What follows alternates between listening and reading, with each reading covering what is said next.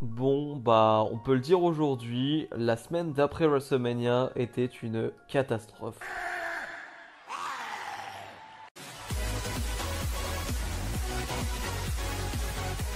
Et bonjour à tous, on se retrouve aujourd'hui pour les résultats de SmackDown du 16 avril 2021. Et comme d'habitude, à SmackDown, on ouvre le show avec le champion Roman Reigns. Alors, je dis comme d'habitude, mais pour le coup, je trouve assez logique parce que il a eu une grosse victoire quand même ce week-end à WrestleMania en battant Edge et Daniel Bryan en faisant le tomber sur les deux. Donc voilà, c'est assez logique que lui ouvre le show à la manière d'un Karrion Cross à NXT. Donc ça, j'ai trouvé ça plutôt normal. Après, ce qu'il va dire, il n'y a pas grand-chose d'intéressant. Il va juste parler du fait que il a battu un Hall of Famer. Voilà, ce genre de choses, mais il n'y a pas grand-chose à en dire. Ce qu'il y a à retenir plutôt, c'est que Cesaro va venir le confronter, mais que Reigns va s'en aller. Et on va apprendre plus tard en backstage avec Sonya Deville et Adam Pearce que Cesaro va affronter Roman Reigns ce soir. Donc, ok, d'accord, je suis content. Là, à ce moment-là du show, je suis très heureux. On nous annonce un Cesaro Roman Reigns. Je suis heureux, mais je me pose des questions. Mais sur le papier, je me dis Cesaro contre Roman Reigns, ça fait poser des questions, mais je suis heureux. Voilà, on va voir ce que ça va donner, mais voilà, on a Reigns contre Cesaro à SmackDown. On verra bien où ça va aller. Otis face à Rey et Mysterio. Donc on continue cette guerre dans la division par équipe entre Gable, Otis et les Mysterio. Le match en soi est plutôt sympathique, mais assez court. Et voilà, y a pas grand chose à en tirer. Ça me fait un peu marrer parce que tu vois les gabarits.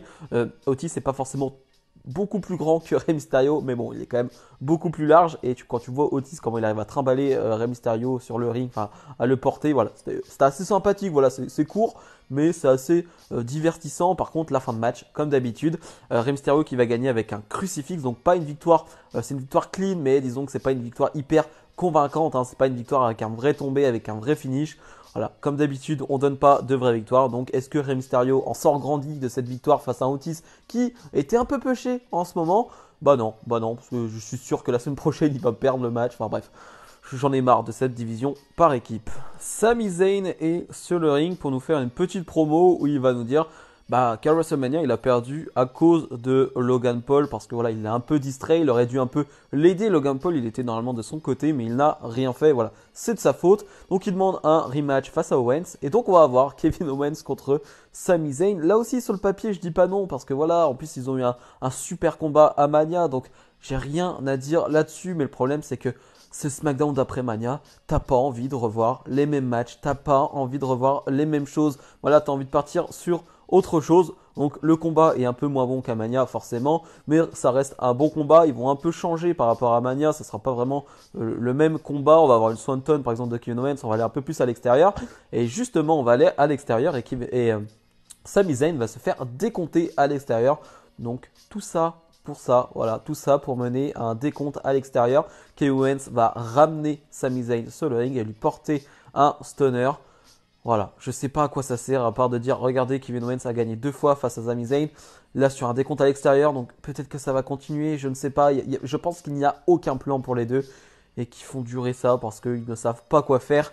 Mais c'est vraiment pas bon. Vraiment, c'est pas bon de faire ça. Et encore une fois, ce sont deux super combattants et qui ont donné de vrais bons matchs. Mais non, non, non, je veux pas ça après WrestleMania. Les Street Profits sont sur le ring et ils sont là pour célébrer la victoire de Bianca Belair à WrestleMania. On sait que Montez Ford est le mari de Bianca Belair et donc ils vont accueillir la nouvelle championne de SmackDown, Bianca Belair. Bianca Belair qui va faire une promo très basique de Babyface. Vraiment, il n'y a pas grand chose à en retirer. Elle va mettre assez over aussi Sasha Banks en disant que voilà, elle aussi a écrit l'histoire en faisant le main event de WrestleMania. Mais c'est assez plat, hein, il faut le dire. Hein, la promo est sympa, mais c'est assez plat. Il y a rien à en retirer. Il n'y a pas de.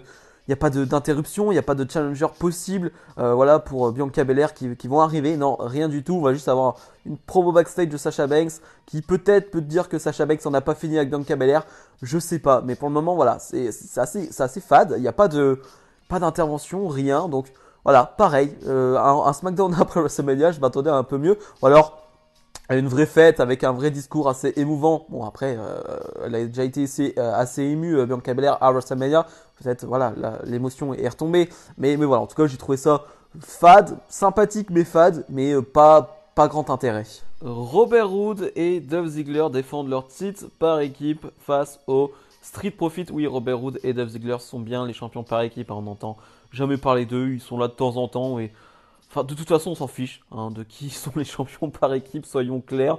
On a ce match qui est sympathique, c'est tout ce que j'aurais à dire sur ce combat parce que c'est la 32e fois qu'on le voit en 32 semaines. Donc, bon, voilà, l'excitation n'est plus présente ou n'a jamais été présente, mais là, c'est encore pire. C'est-à-dire que je vois le combat, je me dis, ah là là, super, il y a ce combat. Non, vraiment, je m'en fiche. Vraiment, faut renouveler quelque chose, faut faire quelque chose pour cette division tag, pardon. Faut faire quelque chose parce que ça ne va plus. Montesford, comme d'habitude, est extraordinaire, mais c'est Montesford. On a l'habitude. Robert Roode et Dolph Ziggler vont remporter les titres. J'ai cru que les Street Profits allaient l'emporter. Comme ça, on avait Bianca Belair et les Street Profits champions. Voilà, ça aurait pu donner une belle image, tout ça.